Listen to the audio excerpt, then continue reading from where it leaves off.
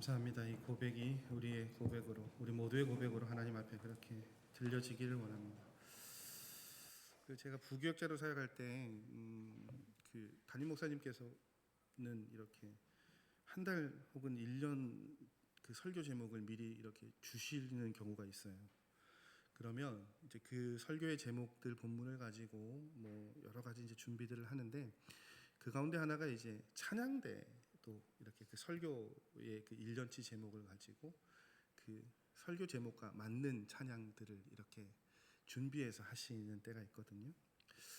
근데 우리 찬양대는 제가 이제 매주 설교하기가 벅찬 사람이라 미리 뭐 이렇게 내어 드릴 수 없는데, 올해 들어서 제가 참 그런 은혜를 많이 경험하게 돼요. 말씀과 딱 적합한 그 찬양의 가사들, 내용들이 매주 그렇게 들려줘서 참 감사하다는 생각이 듭니다. 오늘 찬양의 가사 가운데 제가 여기 서서 들었던 가사 가운데 그런 가사가 있었더라고요. 모든 삶이 하나님께서 주신 선물. 오늘 그 말씀 여러분과 함께 나누기를 원합니다. 제목은 형통과 공고는 함께 가는 것입니다 입니다. 한 절의 말씀을 읽어드렸고, 두 단어가 가장 눈에 띄죠. 형통이라는 단어와 곤고라는 단어. 근데 이 두 단어가 굉장히 이질적인 단어죠, 여러분. 유사 단어가 아니라 반대어입니다. 결코 함께 묶어갈 수 없는 단어예요. 근데 오늘 말씀을 보면 이 형통이라는 단어와 곤고라는 단어를 전도서의 저자는 어떻게 표기했냐면, 하나님께서 병행하사라고 그렇게 표현하고 있습니다.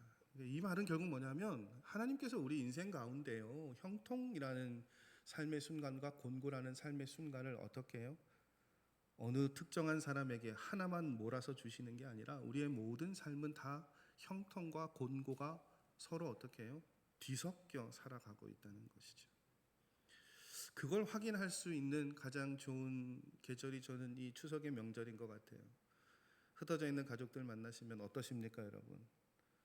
다 잘 돼가지고 내가 배가 아플 것 같은데, 잘 되는 거 한 절반이면 또 우리 집보다 더 힘든 일을 경험하는 그런 가족들, 이웃들의 상황들을 보게 되죠.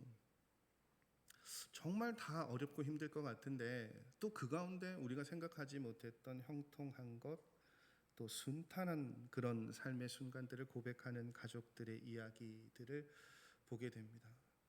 그래서 그렇게 가족들을 만나고 돌아오면 마음속에 무슨 생각이 드냐면, 결국 그 사람들이나 우리나 뭡니까? 삶의 모습이 자리가 셈이에요. 비슷하다, 다를 게 없다라는 생각이 듭니다. 어느 한쪽에만 좋은 일만 가득하면 참 좋을 것 같은데, 우리 가정은 좀 특별하게 형통한 일만 가득하면 좋을 것 같은데 결코 그렇지 않아요. 그것을 오늘 말씀을 보면 이렇게 표현하고 있죠. 다시 한번 14절 말씀 제가 봉독해 올릴게요. 형통한 날에는 기뻐하고 곤고한 날에는 되돌아보아라. 이 두 가지를 하나님이 병행하게 하사 사람이 그의 장래일을 능히 헤아려 알지 못하게 하셨느니라. 전도서 7장 14절 말씀입니다. 근데 이 말씀이 왜 어떤 것으로부터 출발되었느냐? 전도서 1장의 말씀을 보니까 이것으로부터 출발되어진 것을 봅니다. 1절 말씀을 보면 이런 표현이 있죠. 좋은 이름이 좋은 기름보다 낫고 죽는 날이 출생하는 날보다 나으며, 이런 말씀으로 전도서 7장의 말씀이 시작되어집니다. 좋은 이름, 좋은 기름, 이건 차치하고서라도 여러분, 죽는 날이 출생하는 날보다 낫다, 나으며라는 이 하나님의 말씀 어떻게 생각하십니까? 받아들여 주세요, 여러분. 죽는 날이 태어난 날보다 낫대요. 하나님의 말씀인데 아멘 하셔야죠, 여러분. 죽는 날이 태어난 날보다 낫다라고 말씀하세요, 하나님. 좋은 이름이 좋은 기름보다 낫다라는 이 말은요, 좋다라는 단어 대신에 이런 단어로 이 구절을 설명하는 말씀도 있습니다. 아름다운 이름이 보배로운 기름보다 낫다, 이렇게 표현되어지기도 한다고 해요. 아름다운 이름, 좋은 이름이라는 것은 그런 의미를 갖고 있습니다. 바르게 살았던 삶의 걸음. 기름 부음, 좋은 기름, 보배로운 기름은 뭐냐? 이 땅에서 누리며 살았던 것을 의미한다고 합니다. 그러면 1장의 앞부분의 말씀도 사실은 선뜻 상식적으로 이해가 되어지지 않으시죠? 뭐냐? 이 땅에서 어떻게 바르게 살았나 보다 사실은 우리는 뭐가 더 중요합니까? 무얼 얼만큼 가지고 누리고 살았느냐, 그게 중요하단 말이에요. 근데 오늘 전도자는 하나님의 뜻을 이렇게 표현하고 있죠. 아름다운 이름이 보배로운 기름보다 낫다고요. 동의가 일어나세요, 여러분? 안 일어나시죠? 전 100번 읽어도 동의가 안 일어나더라고요. 그래서 이 말의 의미가 숨은 뜻이 무엇인지를 살펴보았습니다. 왜 이렇게 하나님은 말씀하실까? 이 땅에서 누리는 것보다 이 땅에서 아름다운 이름으로 사는 것, 인정받는 것, 바르게 사는 것이 왜 중요하고 태어난 날보다 죽는 날이 왜 더 중요하다, 낫다라고 말씀하실까? 이 이야기의 출발은 여기서부터 난다고 그렇게 해설하더라고요. 인간은요, 저와 여러분은 이 땅의 삶으로 모든 것이 끝나는 존재가 아니기 때문이죠. 이 땅 가운데 삶이 끝이 아니기 때문이에요. 이 땅에서의 삶으로 모든 것이 마감되어지면 당연히 여러분 누리는 게 더 훨씬 중요합니다. 그런데 하나님의 말씀은요, 이 땅의 삶을 어떻게 살았느냐, 그것을 가지고 어떻게 해요? 우리가 영원한 하나님의 나라를 들어가기 때문에 이 땅에서 잘 누리고 잘 사는 것보다 어떤 삶을 살았느냐가 보배로운 이름을 가지었냐가 더 중요하다는 거예요. 그래서 여러분, 우리 예속담에 그거 있잖아요. 개똥밭에 굴러도 어디가 낫다고요? 예? 이승저승은 뭐 우리 표현은 아닌데 어쨌든 이 세상이 더 낫다라는 속담이 있죠. 근데 오늘 하나님의 말씀을 보십시오. 분명히 뭐라고 말씀하십니까? 죽는 날이 출생하는 날보다 나으며라고 말씀하고 계십니다. 왜 이렇게 말씀하십니까? 이 땅에 태어날 때 우리는 죄를 가지고 태어나잖아요. 많은 죄를 지니고 태어나죠. 그런데 이 땅 가운데 삶을 통해서 우리의 삶이 어떻게 해요? 변화되어진단 말이에요. 구원받고 훈련받고 성숙되어지고, 그래서 구원을 알게 하시고 구원을 이루어서 죽는 날 어떻게 되는 겁니까? 비로소 구원의 자리에 거하게 되는 거잖아요. 그러니까 그리스도인의 시선으로 보면 태어나는 날보다 어떻게 해요? 죽음이 더 나은 날인 거예요. 왜냐하면 태어나는 것은요, 그렇게 죄를 가지고 태어나서 이제 어떻게 해요? 죄로부터 구원의 자리로 가기 위한 첫걸음이고요. 죽음은 어떤 자리입니까? 그것이 마무리되어지는 자리잖아요. 근데 중요한 것은요, 여러분, 그렇게 태어나는 것과 죽는 것 사이에 무엇이 있다고요? 저와 여러분의 인생이 있어요. 근데 그 인생이, 그 삶이 그냥 흘러가면 의미가 있는 것입니까? 아니죠. 하나님께서 이 땅 가운데 태어난 우리의 삶이 이렇게 변하기를 원하신다고요. 원하시니까 여러분, 하나님이 그냥 우리의 삶을 바라만 보시겠습니까? 그렇진 않죠. 우리의 삶이 하나님 원하시는 구원받는 사람의 삶을 살기 위해서, 구원의 열매를 맺는 삶을 살게 하시기 위해서 하나님의 자녀로, 그리스도인으로 영원한 하나님의 나라, 하나님의 백성, 하나님의 제자로 살아가게 하시기 위해서 이 땅 가운데 우리의 삶을 어떻게 해요? 하나님이 이끄신단 말이에요. 아무 일도 일어나지 않고 아무 문제 없이 그렇게 지나가는 것이 우리의 삶이라고요? 아니에요. 우리가 여러분 바라던 바라지 않던 하나님은 어떻게 해요? 우리의 삶을 변화시키기를 원하십니다. 왜 제가 이 말씀을 드립니까? 그것을 위해서 우리에게 하나님께서 허락하신 것이 뭐라고요? 형통과 곤고예요. 그렇게 우리의 삶이 하나님 원하시는 구원받은 하나님의 백성의 삶을 살아가기 위해서 하나님께서 우리의 삶을, 우리 흔히 그런 표현 하잖아요. 다루신다고요. 다루시는 재료가 뭐냐? 형통이라는 재료와 곤고라는 재료라는 거예요. 그걸 병행한다라고 오늘 말씀은 표현하고 있죠. 무슨 말씀입니까? 당연하게 일어나는 일이라니까요, 여러분.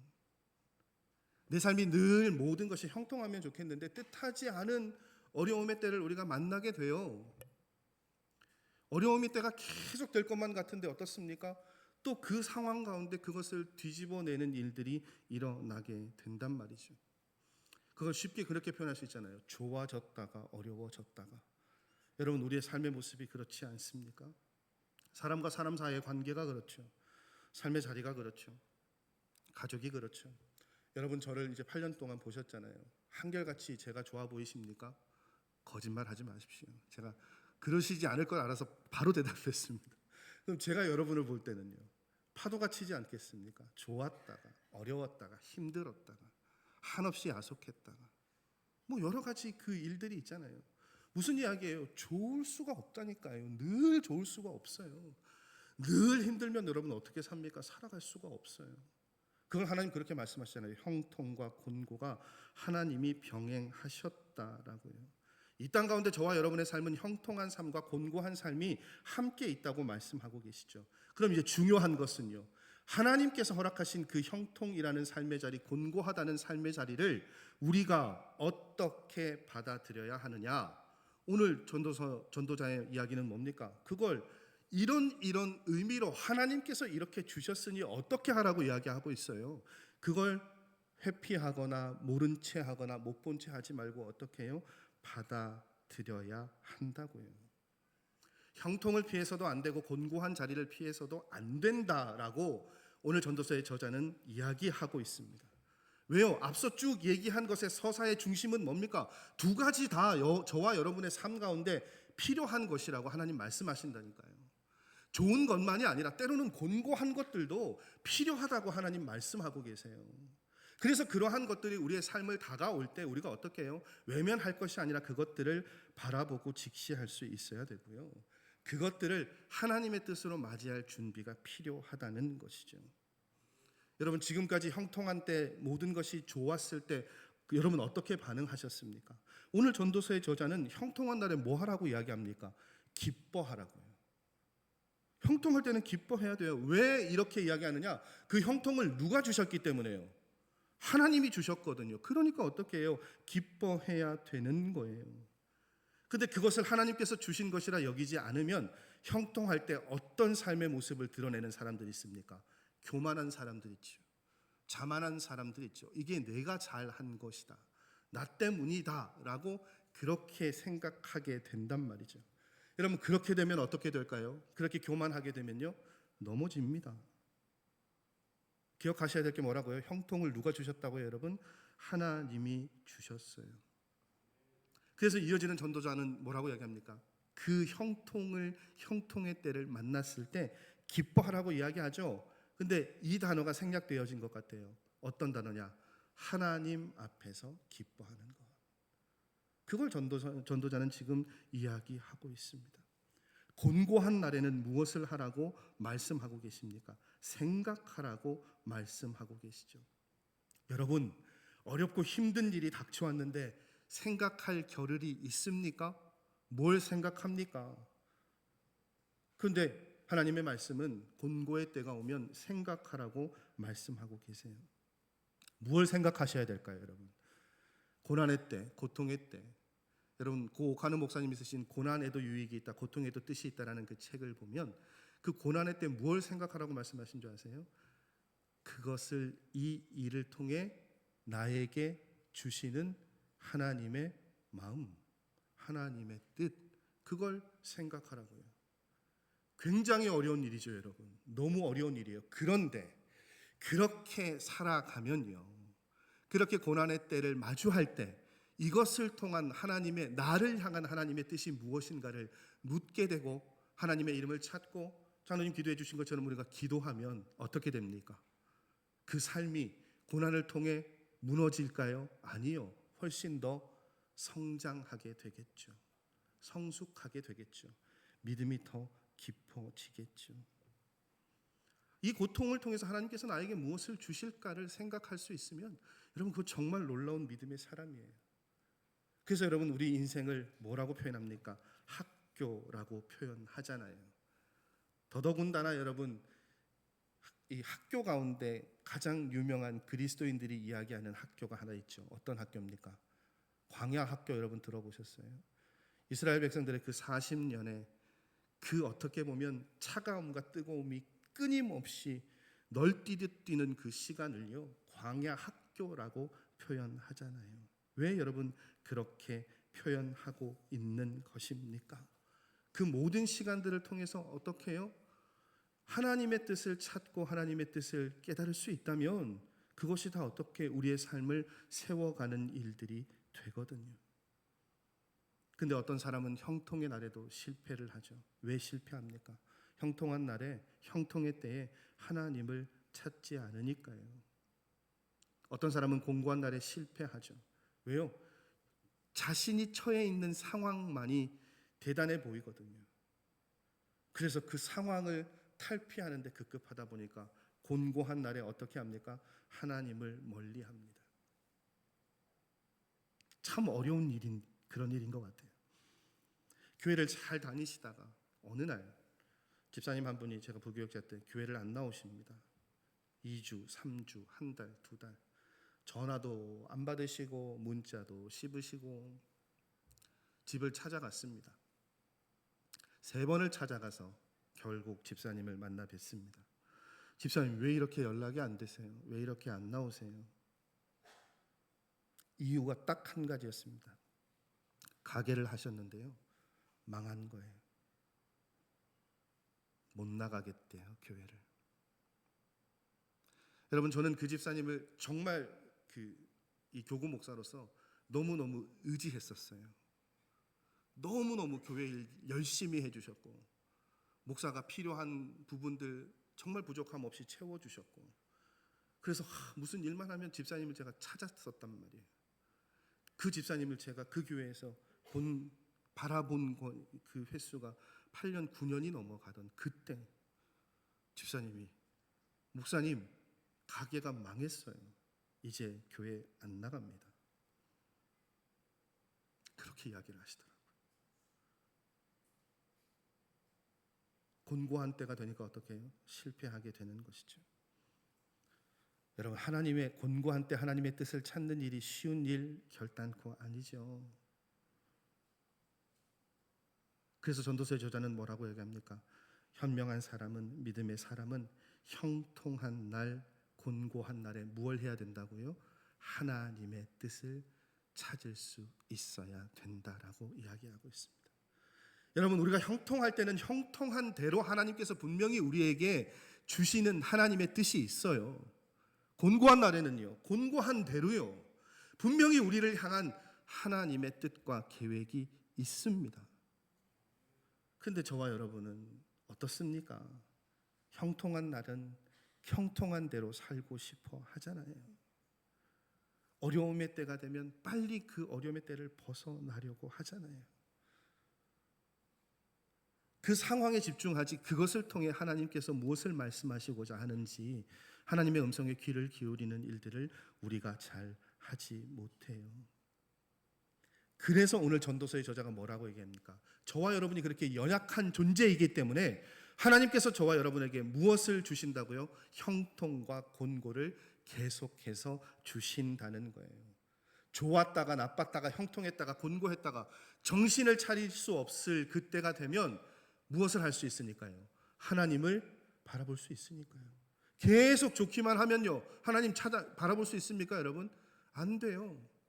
좋은 일이 계속 이어지잖아요, 여러분. 그 목사로서 정말 부끄러운 고백인데, 그렇게 되면 기도하는 게요, 옅어져요. 게을러집니다, 여러분. 근데 어려운 일이 생기잖아요. 그럼 어떻게 됩니까? 정신을 차리게 돼요. 아, 이러면 안 되겠구나. 이러면 안 된다. 그럼 여러분, 저에게 다가온 곤고를 통해 하나님께서 주신 뜻은 뭡니까? 기도하라는 거잖아요. 그거거든요.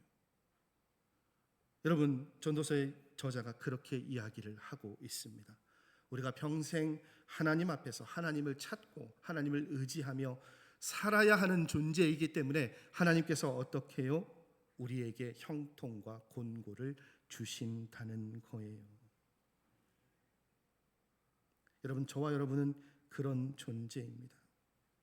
그래서 이어지는 말씀을 보면 16절 말씀 보십시오. 형통한 날, 곤고한 날 우리가 어떻게 살아가야 하는지를 계속해서 전도서의 저자는 이렇게 이야기합니다. 지나치게 의인이 되지 말며 지나치게 지혜자가 되지 말라. 어찌하여 스스로 패망케 하겠느냐. 우리 인생에 형통할 때가 있고 공고할 때가 있고 그것을 하나님께서 주관하신다는 것을 알게 되면요, 우리 안에서 어떤 모습들이 떠나가게 된다고요? 지나치게 형통의 때를 의지하는 것이나 지나치게 곤고한 날을 몰아내려고 하는 생각들이 그것으로부터 우리가 벗어나게 된다라고 이야기하고 있는 거예요. 여러분, 모든 것이 잘 되면 우리가 자칫 어떻게 되기 쉽습니까? 내가 옳다라고 여기게 되기 쉽죠. 교만하게 되기가 쉽죠. 그래서 모든 것이 잘 되면 우리도 모르는 사이에 어떻게 됩니까? 죄인의 자리에 서게 된다니까요. 죄로부터 쉽게 굴복되어져 버리는 삶의 모습들을 경험하게 됩니다. 여러분, 곤고할 때도 지나치게 의인이 되는 사람이 있죠. 어떤 사람입니까? 나에게 일어나는 일들을 다 남 탓을 해요. 그렇죠. 내가 어려워도 저 사람 때문이야, 이 상황 때문이야, 이 공동체 때문이야, 그렇게 이야기하는 사람들이 있습니다. 하나님을 탓하고 세상을 탓하는 사람들이 있죠. 그래서 자신과 반대되는 모든 사람들이 다 잘못되었다라고 이야기합니다. 여러분, 기억하십시오. 형통과 곤고는요, 어떻게 해요? 주기적으로 반복해서 온다고요. 그걸 오늘 하나님의 말씀은, 저는 이번 주에 이 말씀 준비하면서 딱 이 단어 하나가 계속 제 마음을 두드렸는데, 어떤 단어였냐면 병행이라는 단어예요. 계속 간다니까요.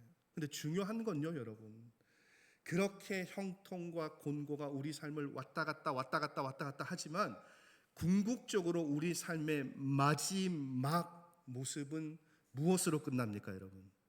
형통으로 끝나는 거예요. 하나님 그걸 약속하셨잖아요.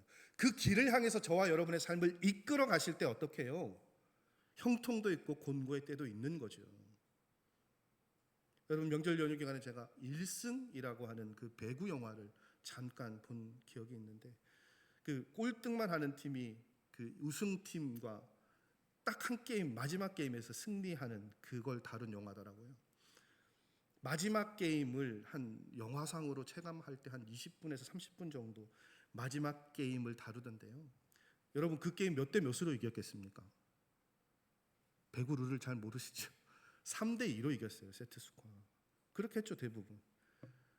그러면 마지막에 영화가 끝날 때는 해피엔딩으로 끝나잖아요. 박수치고 모두가 다 승리에 감격하고요. 근데 그 승리의 자리에 가기까지 그 한 게임을 30분 정도 그 영화가 보여주는데, 여러분, 그 30분 안에 형통과 곤고가 몇 번이나 일어났겠습니까? 세트를 가져올 때마다, 한 점을 딸 때마다, 잃을 때마다 선수들이, 그걸 바라보는 사람들이 환호했다, 고함 질렀다, 눈물 흘렸다, 안타까워했다, 실망했다, 계속 반복하더라고요. 그 모든 과정을 끝나고 결국 승리한 팀은 주인공이 속해 있는 팀이겠죠. 여러분, 하나님이 계획하고 계시는 저와 여러분의 삶이 그렇다니까요. 마지막에 웃게 하시는 하나님이세요. 그 웃게 하시기 위해서 우리의 삶의 모든 순간순간을 하나님께서 무엇으로 준비하고 채우셨다고요? 형통과 곤고함으로요. 그렇기 때문에 여러분, 우리가 우리 삶에 일어나는 일들을 대할 때, 형통한 일이 일어날 때나 곤고한 때가 올 때, 우리에게 가장 필요하고 가장 중요한 그 상황들을 맞이하는 자세 뭐겠습니까? 형통이든 곤고든 모두 다 누가 주시는 거라고요, 여러분? 하나님이 주시는 거예요. 형통하면 내가 잘한 것처럼 여기고 하나님 앞에 하나님께 무관심하는 삶의 걸음이 아니라요, 하나님 안에서 하나님께서 주신 형통을 어떻게 해요? 기뻐하고 즐거워하고 감사할 수 있는 삶이 되어야 되겠죠. 여러분, 곤고한 때가 되면 사람들은 자책하기 쉬워요. 내가 뭘 잘못했나 보다. 그러나 여러분, 하나님께 그 기반을 둔 사람은 곤고할 때 어떻게 해요? 이것을 통해 하나님께서 주시고자 하는 것들이 있구나. 그러면 여러분, 곤고할 때 어떻게 할 수 있습니까? 웃을 수 있어요. 여러분, 우리가 수요일 소요리 문답 때 첫 시작이 그거잖아요. 여러분, 소요리 문답의 시작을 보면 우리 자신을 위해서 기뻐하라고 이야기합니까? 아니죠. 저와 여러분의 탄생의 목적이 뭐라고요? 하나님을 영화롭고 하나님을 즐거워하고 하나님을 기뻐하는 것이라고요. 여러분, 우리가 하나님을 기쁘시게 하기 위한 존재로 만들어졌으니까요, 우리는 언제나 기뻐할 수 있는 거예요. 여러분, 내가 기쁨의 출발이고 내가 기쁨의 목적이면요, 그 기쁨은요 언제나 어떻게 해요? 들쑥날쑥이 될 수밖에 없습니다. 그러나 우리에게 주신 모든 것 누가 주셨다고요? 하나님께서 주셨단 말이에요. 변함없으신 하나님께서 주셨어요. 그러니 어떻게 해요? 형통한 날에는 기쁘고 감사할 수 있고, 곤고한 날에도 우리는 좌절하거나 실망하지 않을 수 있죠. 그래서 여러분, 그걸 잘 보여주는 신약의 인물이 누굽니까? 사도 바울이요. 사도 바울의 서신서, 그 수많은 서신서들을 보십시오. 대부분 서신서의 시작이, 마무리가 어떻게, 무슨 단어로 시작되어지고 무슨 단어로 마무리되어집니까? 평안과 은혜를 이야기합니다. 그런데 여러분, 사도 바울이 쓴 그 서신서의 수신자가 되는 교회들이요, 평안과 은혜가 가득 넘쳤습니까? 아니요. 이단이 들끓고 박해가 일어나고 교회가 분열되고 서로 헐뜯고 싸우고, 대부분 그런 것 때문에 사도 바울이 보낸 편지잖아요. 근데 사도 바울이 그들에게 편지를 보내면서 뭐라고 이야기합니까? 너희에게 그리스도의 평안과 은혜가 있을지어다라고 이야기하고 있죠. 여러분, 이 이야기가, 이 인사말이 무엇을 우리에게 도전해 줍니까? 저와 여러분은요, 그리스도인인 우리는 형통할 때나 공고할 때나 평안과 은혜가 있을 수 있어야 합니다. 그것이 우리를 향한 하나님의 뜻이에요. 형통이 좋은 것, 곤고가 나쁜 건 아닙니다, 여러분. 두 가지 다 우리에게 필요한 거예요. 왜? 하나님께서 우리의 삶을 세워가기 위해 만드셨으니까요. 형통도 곤고도 하나님께서 우리를 하나님의 자녀로 세워가기 위해서 중요한 도구로 사용한다고 오늘 전도서의 저자는 이야기하고 있습니다. 그러니 사랑하는 성도 여러분, 형통한 날에 교만하지 마시고, 곤고한 날에 실망하지 마시고, 오늘 전도서의 저자가 이야기한 것처럼 형통한 날에 하나님 안에서 기뻐하시고, 곤고한 날에 하나님 안에서 하나님의 뜻을 찾을 수 있는 우리 사랑하는 성도님들의 삶의 걸음이시기를 주님의 이름으로 간절히 소원하고 축복합니다. 기도하시겠습니다. 하나님, 은혜를 감사드립니다. 우리 삶 가운데 형통과 곤고의 삶의 순간을 하나님께서 허락하여 주시고, 그 일들을 통하여서 우리를 온전한 형통의 삶으로 인도하여 주실 것이라고, 주시리라 말씀하고 약속하신 하나님의 말씀을 이 아침 우리가 함께 나누고 살펴보았습니다. 하나님, 우리는 우리 삶에 일어나는 모든 일들을 바라보며 때로는 그 일들 때문에 즐거워하고 낙심하고 절망할 때가 있는 삶의 걸음이었음을 봅니다. 그러나 하나님, 형통한 날에 하나님 안에서 기뻐하는 삶, 곤고한 날에 하나님 안에서 하나님의 뜻을 생각하는 삶, 그러한 삶을 살기를 원하시며, 이 모든 것 하나님께서 주신 줄 알고 그것들을 통하여 우리의 생각이, 삶이 더 성숙되어져서 이 생을 마감할 때 아름다운 이름을 얻고 마감하여 형통한 하늘나라, 하나님의 나라로 갈 수 있는 우리의 삶의 걸음, 우리가 말씀을 통해 바라고 꿈꾸고 소망하며 나아가오니, 하나님 주신 말씀 붙잡고 인생의 어떠한 순간을 지나가더라도 늘 하나님의 계획하심과 하나님의 손길을 기억하고 기대하며 모든 삶의 순간들을 감사함으로 받아 누릴 수 있는 우리 사랑하는 성도들의 삶의 걸음 될 수 있도록 함께 하여 주시옵소서. 모든 말씀 예수 그리스도의 이름으로 기도드립니다. 아멘.